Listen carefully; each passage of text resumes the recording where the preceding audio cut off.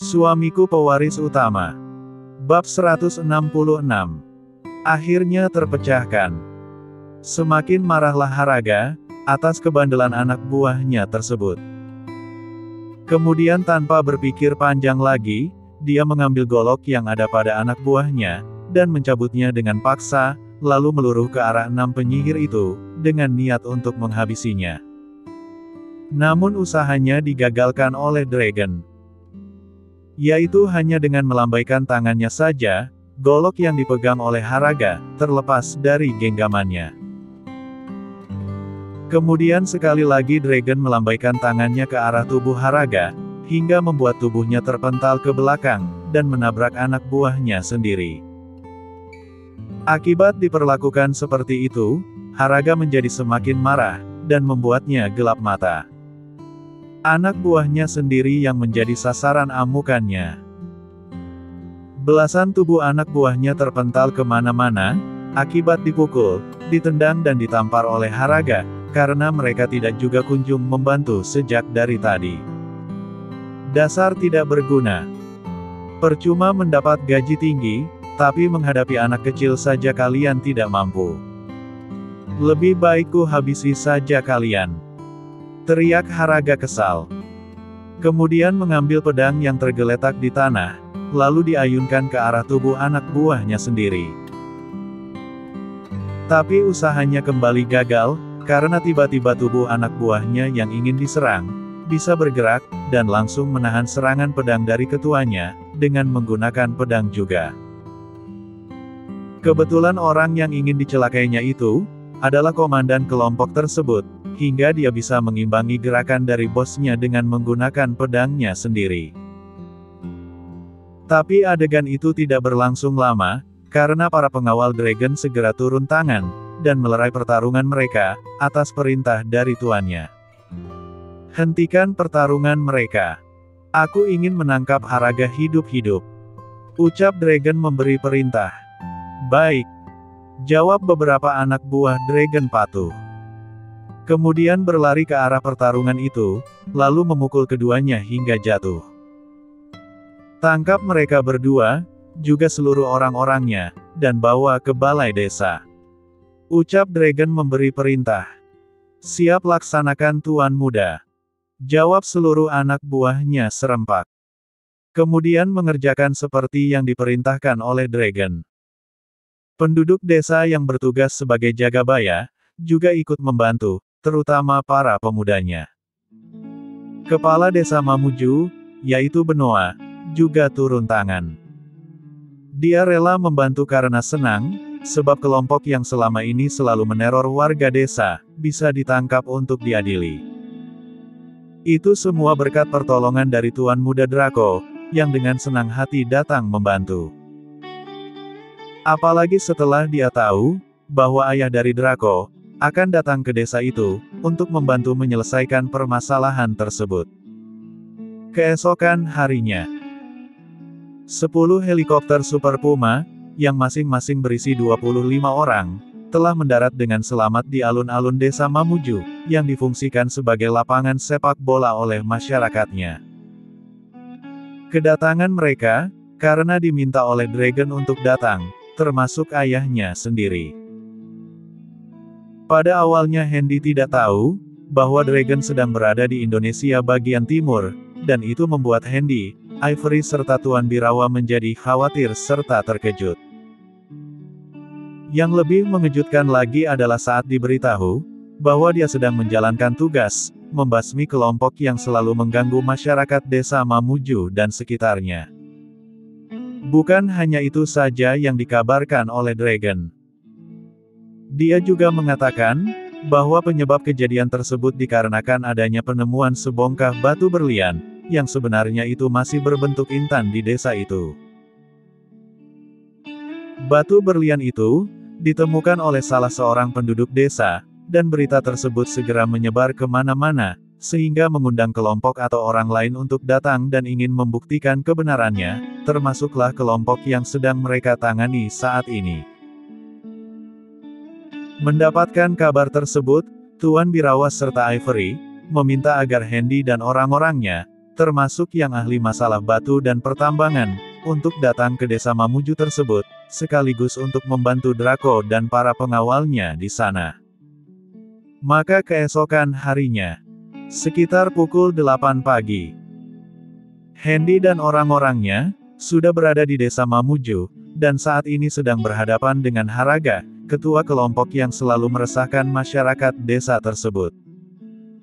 Setelah dia disambut dengan antusias oleh penduduk desa, termasuk oleh para pengawal dragon, Hendy segera menghampiri Haraga untuk bertanya sesuatu. "Dari siapa kau tahu bahwa ada penemuan batu berlian di desa ini?" tanya Hendy pada Haraga dengan ekspresi dingin. "Bukan urusanmu. Urus saja urusanmu sendiri. Jangan malah bertanya padaku," jawab Haraga dengan ekspresi tidak senang. Plak, bak. Akibat dari jawaban yang tidak sopan tersebut, Hans menjadi marah, dan spontan menamparkan wajah Haraga hingga membuatnya terjatuh, dan berguling-guling di lantai. "Sekali lagi kau berani bersikap tidak sopan kepada Tuan Besar, maka mulutmu akan aku koyak, dan akan aku rontokkan semua gigimu," ucap Hans penuh ancaman. Mendapat tamparan serta tendangan yang cukup kuat tersebut, membuat hati Haraga menjadi ciut. Dia tidak berani lagi untuk bersikap jumawa di hadapan orang-orang yang tidak dikenalnya itu. Dan dia memutuskan untuk menjawab apa saja yang akan ditanyakan oleh Hendy nanti. "Apakah kau masih bersikeras untuk tidak mau menjawab pertanyaanku?" tanya Hendy sekali lagi, dengan aura yang lebih mengintimidasi. Baik. Aku akan menjawab semua pertanyaanmu," jawab Haraga gugup serta takut. "Bagus. Ternyata kau sayang dengan nyawamu juga," respon Hendy senang. "Sekarang katakan apa yang kau tahu, dan siapa yang telah memberitahu masalah tersebut padamu?" tanya Hendy cukup tegas. "Orang itu adalah Mamboa, penduduk asli desa ini. Dari dialah kami mengetahui informasi tersebut," jawab Haraga berterus terang. "Apa hubungan antara kau dengan si Mamboa itu?" tanya Hendy ingin tahu. "Dia anak buahku, tapi sekarang dia sedang tidak ada di sini." "Di mana?" "Aku tidak tahu," jawab Haraga mencoba untuk berbohong. "Robin, lakukan tugasmu," ucap Hendy tidak main-main dan merasa tidak senang. "Siap Tuan Besar," jawab Robin tegas. Kemudian berjalan mendekati Haraga, sambil mencabut belati yang ada di pinggangnya itu. Kemudian mengarahkannya pada Haraga. "Apa yang akan kau lakukan? Jangan berani macam-macam padaku," teriak Haraga ketakutan. "Ini bukan apa-apa. Tapi kata orang, apa yang akan aku lakukan nanti, adalah sebuah teknik pemutus keturunan. Mungkin kau akan menyukainya," jawab Robin sekenanya saja. Tidak. Tolong jangan lakukan itu. Aku akan menjawab apa yang ditanyakan oleh tuanmu tersebut." Reaksi Haraga gugup dan semakin takut. "Anak buahku itu, sekarang sedang bersama dengan Jelep Ark," teriak Haraga kesakitan, karena pahanya ditusuk dengan menggunakan belati, yang dipegang oleh Robin. "Bangsat! Kenapa kau lukai pahaku? Bukankah aku sedang menjawab pertanyaan tuanmu tadi?" ucap Haraga bertanya karena kesal. "Kau bukannya mau menjawab, tapi berusaha menyembunyikan rahasia besar, yang sengaja ingin kau sembunyikan dari Tuan Besar kami," jawab Robin sangat mengena sekali. "Paman Robin, serahkan urusan itu pada," ucap Dragon kalem. "Baik Tuan Muda," jawab Robin cepat, dan mundur selangkah, karena ingin memberi ruang kepada Tuan Mudanya. Hendy yang melihat itu hanya diam saja. Begitu juga dengan yang lain, termasuk Abicandra, Benoa dan seluruh penduduk desa, yang kebetulan ada di balai desa tersebut. Walau mereka tidak seluruhnya bisa masuk ke dalam, tapi bisa melihat dari luar, karena balai desa itu hanya berdinding separuh saja. Dragon yang sudah mendapatkan tempat, dan persis berada di depan Haraga, segera merilis suatu ilmu yang belum pernah dilakukannya. Seketika dari jari telunjuknya, memancarkan siluet berwarna biru, dan mengarah tepat pada kening Haraga, hingga membuatnya terdiam 1000 bahasa. Ternyata, Dragon sedang melakukan suatu teknik memindai pikiran Haraga, supaya terbuka apa yang disembunyikan olehnya. Dari pemindaian itu Dragon bisa mengetahui, bahwa orang yang bernama Mamboa tersebut, sekarang sedang berada di desa sebelah, yang berbatasan langsung dengan hutan, juga desa Mamuju. Yang paling mengejutkan Dragon adalah, ternyata di desa itu, ada kelompok lain yang dipimpin oleh seorang laki-laki tegap dan berkumis tebal. Bersama dengannya, ada sekitaran 400 orang, yang beberapa puluh di antaranya, terlihat sedang berjaga-jaga di luar bangunan, yang mereka gunakan sebagai markas sementara. Bukan hanya itu saja. Dari pemindaian itu, Dragon juga bisa mengetahui, bahwa di desa lainnya, ada sekelompok orang, yang juga dipimpin oleh seorang laki-laki yang berbadan tegap, tapi berkepala botak. Jumlah mereka sedikit lebih banyak, dengan jumlah orang yang ada di desa sebelah. Tapi kelihatannya mereka terdiri dari orang-orang lemah. Hanya ada sekitar 165 orang saja, yang terdeteksi mempunyai kekuatan yang cukup mumpuni. Di tangan mereka ada sepucuk senjata berjenis revolver, dan sekarang sedang dipermainan oleh mereka. Setelah mendapatkan informasi yang diinginkan, Dragon segera melepaskan pindaiannya dari kepala Haraga, kemudian mengalihkan perhatiannya pada Benoa, dan berkata, "Apa nama dua desa yang ada di sebelah utara dan selatan itu, Penatua?" Tanya Dragon ingin tahu. Di sebelah selatan, yang berbatasan langsung dengan hutan larangan, dinamai Desa Senja. Sedangkan yang di sebelah utara disebut Desa Bukit Batu. Jawab Benoa apa adanya. "Ada apa kau tanyakan desa itu, anakku?" Tanya Hendy penasaran. Di kedua desa itu, ada dua kelompok besar, yang masing-masing dipimpin oleh seorang ketua, dan sepertinya mereka itu adalah senior dari Haraga ini. Sepertinya mereka sedang mendapatkan tugas, untuk mencari informasi di sana. Tapi sebenarnya, fokus mereka yang terbesar adalah desa ini, karena di hutan desa inilah, ditemukan sebongkah batu berlian tersebut. Mereka berada di sana hanya sebagai pengalihan saja, karena di dua desa itu, mereka mempunyai markasnya sendiri. Sedangkan di desa ini tidak ada. Ayah boleh tanyakan pada orang tua ini.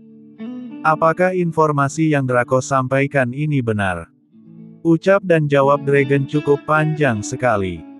Cukup menarik. Sepertinya ini tidak sesederhana yang kita pikirkan. Pasti ada sesuatu, yang jauh lebih berharga dari hanya sebongkah batu berlian itu. Lebih baik kita menyelidikinya, atau bertanya pada kepala desa ini tentang kebenaran berita tersebut. Respon Hendy mulai bersemangat. Penatua desa. Selain batu berlian tersebut, apakah ada sesuatu yang lebih berharga, yang selama ini kau sembunyikan? Tanya Hendy dengan penekanan pemaksaan sambil menyebarkan aura intimidasi ke arah kepala desa tersebut. Tuan besar. Apa maksud pertanyaan Anda tadi? Kenapa Anda menanyakan tentang itu? Tanya kepala desa tersebut gugup, dan hatinya sudah mulai merasa takut. Ayah. Dari hasil pindaian aura kesadaran Draco, ternyata di hutan dekat dengan desa ini, tersimpan sesuatu yang sangat luar biasa. Letaknya tidak begitu jauh, dari puncak bukit yang ada di tengah-tengah hutan tersebut. Ucap Dragon cukup jelas. Apakah di puncak bukit itu ada gua? Tanya Hendy ingin tahu pula. Benar sekali ayah. Di dalam gua itulah, benda yang sangat berharga itu sekarang sedang berada. Bukan hanya itu saja ayah. Di seluruh perut bukit itu, juga mengandung batu-batu mulia, yang jumlahnya sangat banyak sekali. Mungkin dari tempat itulah, orang yang bernama Mamboa itu, mendapatkan sebongkah batu berlian tersebut. Jawab Dragon sangat tepat. Apakah benar begitu Penatua? Tanya Hendy pada kepala desa Mamuju itu. Informasi yang Tuan dengar barusan, tidak seluruhnya benar. Yang mendapatkan sebongkah batu berlian itu bukanlah Mamboa, tapi Samatoa, seorang pencari kayu bakar, warga asli desa ini. Jawab Benoa berterus terang. Di mana dia sekarang? Bisakah aku menemuinya? Tanya Hendy penasaran. Sayangnya dia sekarang sudah tidak berada di desa ini lagi. Dia memutuskan untuk pindah ke kota saja, dengan hasil penemuannya tersebut. Jawab Benoa berterus terang lagi. Sayang sekali. Reaksi Hendy kecewa. Bagaimana menurut pendapatmu anakku? Apakah bukit yang ada guanya itu tergolong aman, dan mudah untuk didatangi? Tanya Hendy sangat bersemangat sekali. Tidak begitu juga ayah. Gua dan hutan tersebut, merupakan tempat tinggal binatang buas dan berbisa. Jarang orang bisa memasuki hutan tersebut apalagi guanya, jawab Dragon sedikit kecewa. Lalu bagaimana caranya, orang yang bernama Samatoa itu, bisa mendapatkan sebongkah batu berlian tersebut?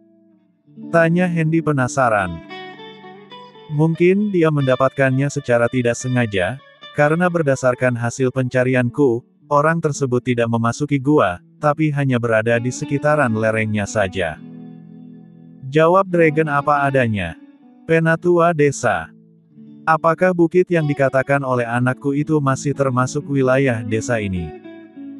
Tanya Hendy mengalihkan perhatiannya pada Benoa. Benar Tuan Besar.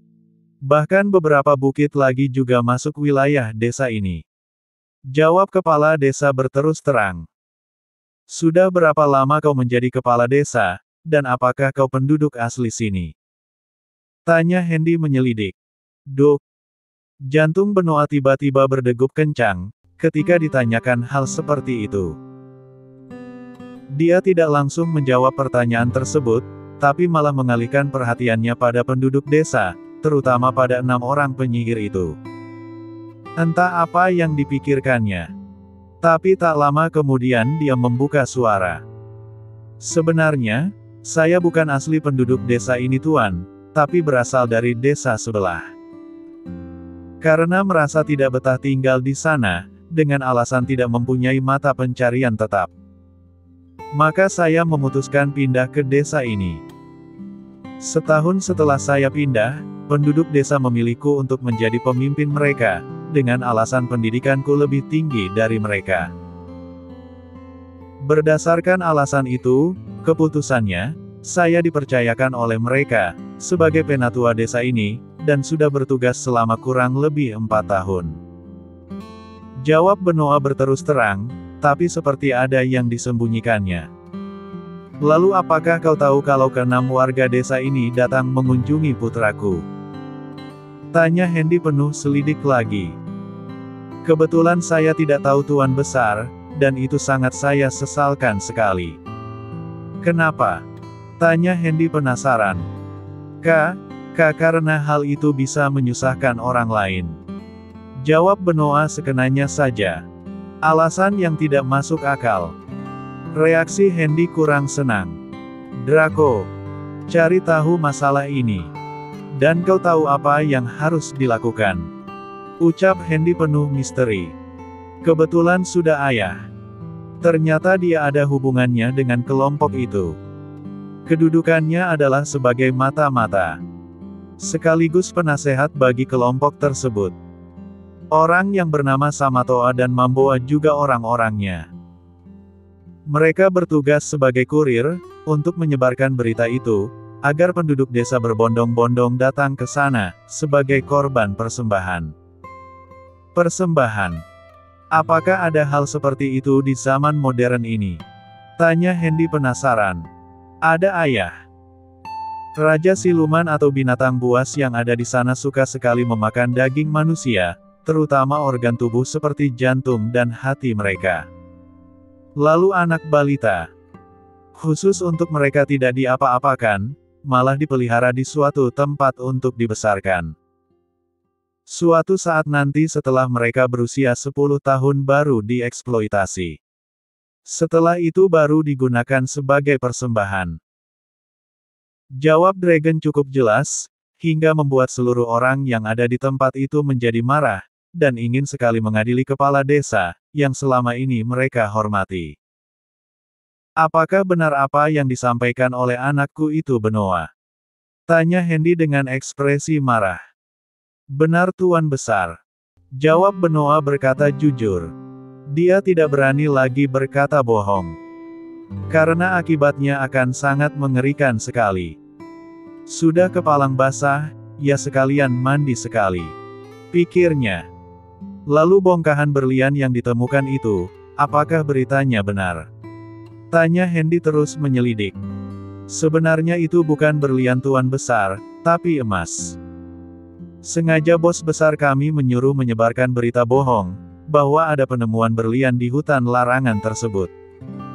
Tujuannya, ya supaya orang berlomba-lomba datang, dan mencari berlian itu. Untuk apa? Seperti yang dikatakan sebelumnya, bahwa orang yang masuk ke hutan itu akan dijadikan persembahan bagi binatang buas yang hidup di hutan tersebut. Apa benar begitu anakku? Benarkah ada binatang buas di hutan yang dia ceritakan itu? Tanya Hendy pula pada Dragon. Memang ada ayah. Cuma jumlahnya tidak begitu banyak. Hanya terdiri dari 30-an ekor serigala, 25 ekor harimau dan ratusan binatang berbisa lainnya, seperti ular, kalajengking dan lipan api. Selebihnya hanya binatang biasa saja. Jawab Dragon apa adanya. Sebenarnya apa yang kalian sembunyikan di tempat itu Benoa?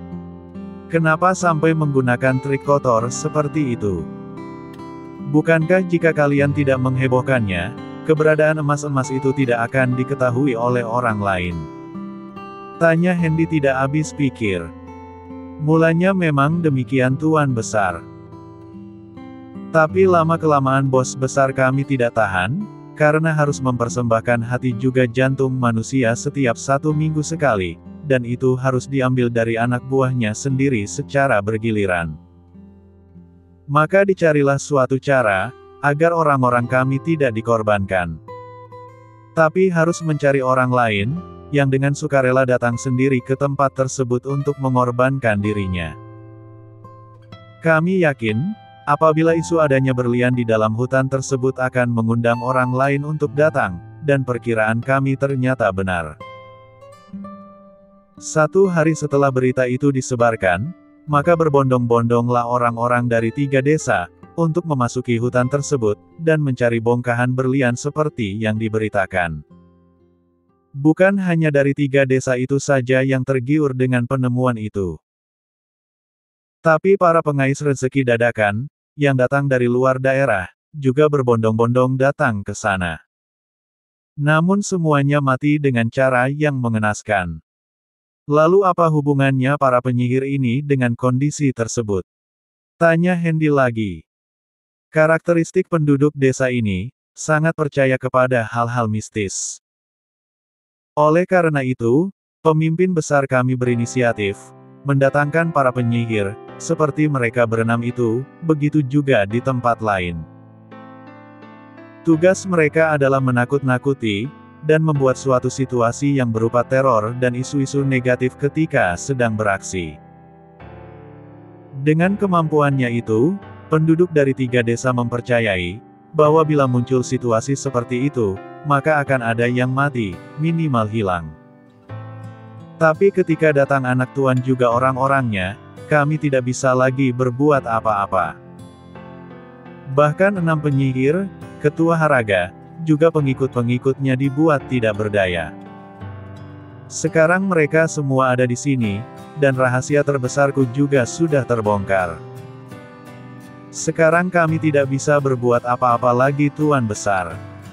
Tapi mohon ampuni kami, karena kami juga punya keluarga. Ucap Benoa cukup panjang sekali, menjelaskan kronologi kejadian tersebut dari awal sampai akhir. Apakah hanya kau saja yang mempunyai keluarga Benoa? Bukankah penduduk desa ini juga punya? Lalu kenapa tega-teganya kau mengorbankan mereka, hanya karena ambisi dari kelompok kalian tersebut? Bantah Hendy berasa tidak senang. Kami tahu itu Tuan Besar. Tapi kami terpaksa melakukannya. Jawab Benoa asal bicara saja. Dasar manusia hina, rendah. Ucap Bumi geram sekali. Kemudian, plak, bam. Tubuh Benoa terpental jauh, akibat ditampar oleh Bumi, dan berhenti ketika menabrak penduduk desa. Hajar dia. Jangan beri kesempatan dia hidup. Selama ini dia telah membohongi kita, dengan berpura-pura baik, dan menjadi kepala desa. Ternyata dia adalah iblis. Monster yang sebenar-benarnya monster. Teriak beberapa warga desa. Lalu melampiaskan emosinya, dengan menendang tubuh serta menamparkan wajah Benoa. Bak, bak, plak. Habisi mereka semua. Teriak seorang warga memotivasi temannya yang lain. Dan tiba-tiba warga desa yang ada di dalam balai desa tersebut, meluruh ke arah Benoa, Haraga dan anak buahnya tanpa bisa dicegah lagi. Bak, bak, peletak, bam. Situasi menjadi kacau. Hendy tidak mampu meredakan keadaan itu, lalu memandang pada anaknya. Draco yang dipandang seperti itu menjadi paham. Kemudian merilis satu kekuatan, yaitu formasi penguncian. Mendadak orang yang sedang memukuli, menendang, melempar dan memukul tubuh Benoa, Haraga serta yang lain menjadi terdiam, dan berdiri kaku di tempatnya. Hanya tubuh Benoa yang tidak terkena ilusi tersebut, karena memang disengaja oleh Dragon. Sudah sejak awal Dragon memasang formasi di tubuh juga kepala Benoa tanpa dia sadari. Dengan formasi tersebut, Benoa menjadi lancar-lancar saja bicara, ketika membuka rahasia yang sebenarnya tidak mau dia katakan. Tapi entah mengapa, hati dan pikirannya ingin mengatakan kronologi yang sesungguhnya. Maka terjadilah hal seperti itu. Hendy, Dragon juga orang-orangnya yang berjumlah banyak itu, termasuk para penduduk desa, akhirnya menjadi tahu, bahwa sebenarnya isu tentang bongkahan berlian itu adalah hoaks semata. Yang sebenarnya adalah, bongkahan berlian itu bukan asli, tapi merupakan bongkahan emas yang memang ada di dalam hutan larangan tersebut. Bawa Benoa juga Haraga kemari. Ucap Hendy memberi perintah. Baik. Jawab anak buahnya patuh. Kemudian mengerjakan seperti apa yang diperintahkan oleh Hendy. Sekarang kami sudah tahu, bahwa selama ini kau telah berbohong pada penduduk desa. Bongkahan berlian yang anak buahmu katakan itu, juga bohong semata. Tapi yang tidak bisa kau bohongi adalah, adanya dua kelompok lagi di desa tetangga. Apakah kau bisa mengatakan, siapa ketuanya, dan kenapa mereka memilih tempat itu untuk bersembunyi? Tanya Hendy sangat mengintimidasi sekali. Oh ya, hampir lupa. Katakan juga, siapa bos besar kalian itu, biar aku bisa mendatanginya untuk memberi pelajaran. Ucapnya lagi, dan semakin memberi penekanan aura intimidasi ke arah Benoa juga Haraga. Benoa berusaha mati-matian, untuk tidak menjawab pertanyaan dari Hendy itu. Dia bertekad untuk tidak mengatakan, siapa dua kelompok yang ada di desa tetangga itu, apalagi mengatakan siapa ketua besarnya tersebut. Tapi pilihannya ternyata keliru. Sikap diam yang ditunjukkan oleh Benoa, membuat Robin sekali lagi menjadi marah, apalagi Bumi, yang keduanya memang terkenal sangat emosian sekali. Tanpa meminta izin kepada Hendy maupun Dragon, Robin dan Bumi mendekati tubuh Benoa juga Haraga, dengan niat ingin melakukan sesuatu, yang bentuknya belum diketahui oleh semua orang yang ada di situ, kecuali Hendy Dragon, juga Abicandra. Kalian berdua tinggal pilih. Mau mati dengan cara bagaimana, agar keluargamu tidak mengenali wajahmu lagi? Ucap Robin penuh ancaman. Kau habisi pun aku tidak akan membuka rahasia, siapa mereka, apalagi bos besarku itu. Kalau mau habisi, ya, habisi saja. Jangan hanya menggertak seperti itu. Ucap Benoa tegas, dan sudah menunjukkan sifat asli yang sebenarnya. Dia tidak penakut seperti yang dibayangkan oleh orang-orang selama ini. Sebenarnya dia sangat kesal sekali, karena 6 warga desa tersebut pergi tanpa meminta izin darinya untuk meminta bantuan, dan itu di luar perkiraannya. Tapi kepergian mereka secara diam-diam, karena naluri mereka mengatakan, jika kepala desa tahu, tentu usaha mereka akan dicegah. Entah mengapa mereka sudah mulai mencurigai kepala desa yang bernama Benoa tersebut, dan itu ternyata benar. Setelah Dragon juga Handy datang, maka terbongkarlah semua kedok yang selama ini disembunyikan oleh kepala desa mereka. Baik. Kalau kau tidak mau mengatakannya, coba rasakan yang ini. Respon Bumi tidak bisa ditebak dan mulutnya menyeringai sangat menakutkan sekali. Bersambung.